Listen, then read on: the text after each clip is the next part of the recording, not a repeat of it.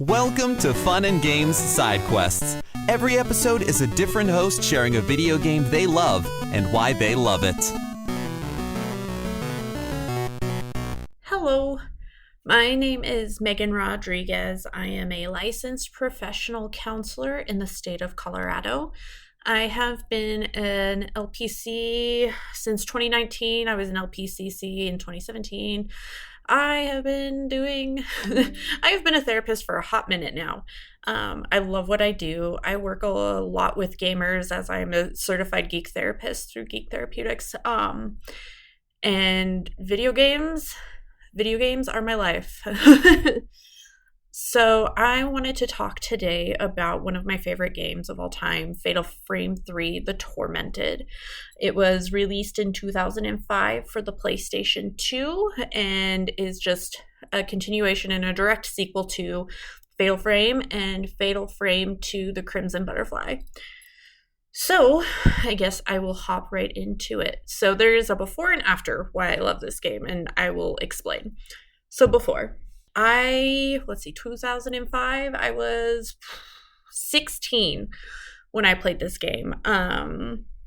I got it for Christmas Eve and just went ham. I put it in, turned it on, and just played.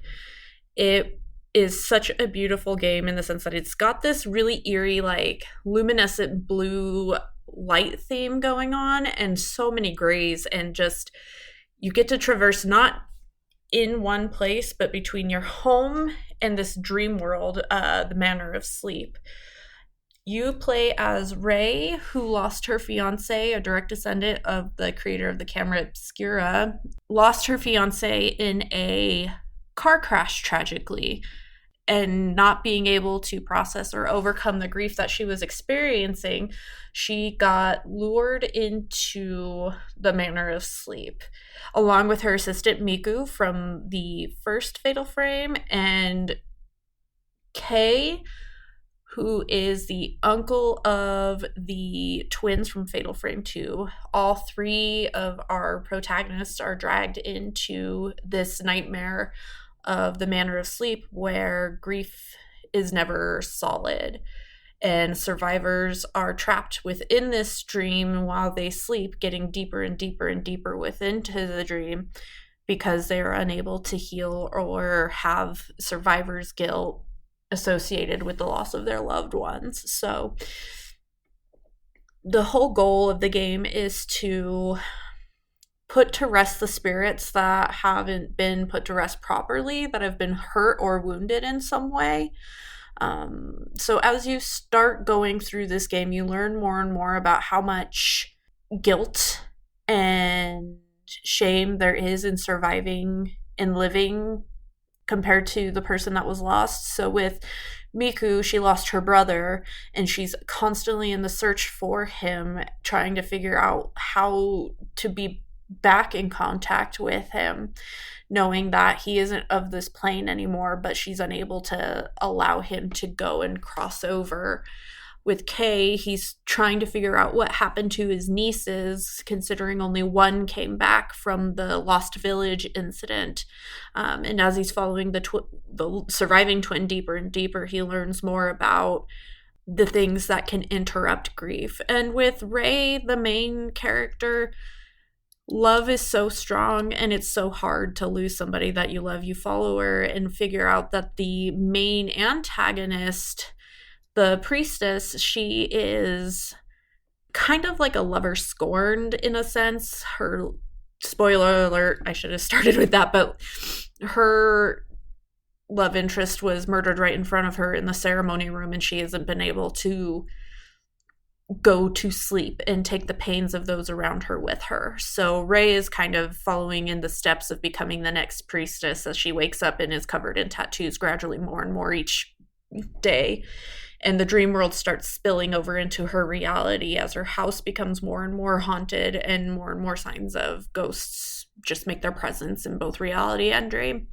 So part of the before is I love survival horror. It is my adrenaline. Like, I'm not a roller coaster person or anything like that. I love being scared. And these games have a way of just creeping up on you, and how the animation works and the randomness. And you just get that like feeling when you can hear the crickle crackle of like ghosts coming your way. So it has so much mystery and exploring, and you never know what's going to pop up. And I think that's the biggest thing for me, is the big pop-ups. We love a jump scare. So the before was, I loved the game like as it was. It was scary, it was good, the story was compelling, which leads me to the after. Slight trigger warning, but my husband passed away. He was 30. I was 29 when he died. And when I revisited Fatal Frame 3, it started to hit deeper chords in myself, considering that the game is completely about grief and complex bereavement and the difficulties that it is to go through this process of grief and grieving. So what started out as just a scare turned into this beautiful story of overcoming and acceptance and coming face to face with the things that we don't want to face, challenging our own mortality, and finding a way to know it's okay to live even though we have lost. Grief is an incredibly painful process to go through. Losing somebody at any point, at any stage, whether that be sudden or long term, is not an easy thing. And it's feeling guilty about surviving whoever was lost is always going to be a thing for the most part. It happens. And I think through the storytelling that is provided through this game, it can help show that grief is a painful thing. And there's not much to feel super guilty about in surviving. It just happens. It is what it is. And it shows the darker side of grief is when you don't allow for your own ghosts to rest, it can turn into something big and, I don't want to say malicious, but big and negative, and it can keep you stuck in the same place over and over and over and over again without having healing.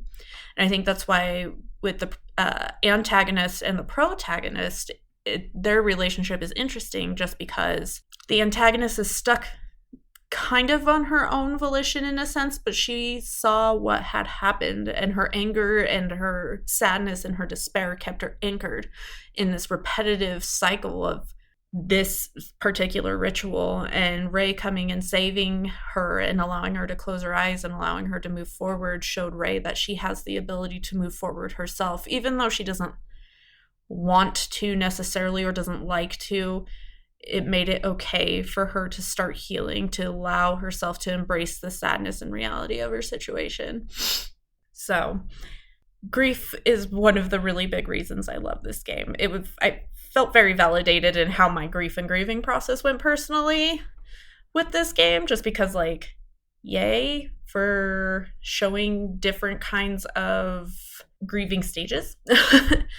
But mostly I love this game because it's an amazing story, and not just about death, but about the disappearance of so many people, about the history of all of these people and putting them to rest.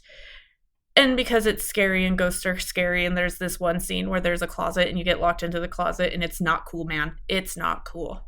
So, yeah. One of my favorite games is Fatal Frame 3, The Tormented. If you have a chance to get to play it or watch a YouTube playthrough or anything, I think it's definitely worth it. It's a fun one. It's very mood, I guess you could say, as children. But yeah. So again, my name is Meghan Rodriguez, and thank you for letting me share with you my favorite game, and happy gaming! Do you find yourself playing older games and wishing that there were new discussions about those games? Enter Tales from the Backlog. Hi, I'm Dave Jackson, and on each episode, I'm joined by a guest to break down those games that may be stuck in your ever-expanding backlog. Each episode looks at one game in depth, focusing on mechanics, story, music, and other aspects with no spoilers until a clearly marked spoiler wall in the middle. If you've played the game, go ahead and climb that spoiler wall and enjoy in-depth story discussions, and if not, jump out when we warn you and maybe go play that game for yourself.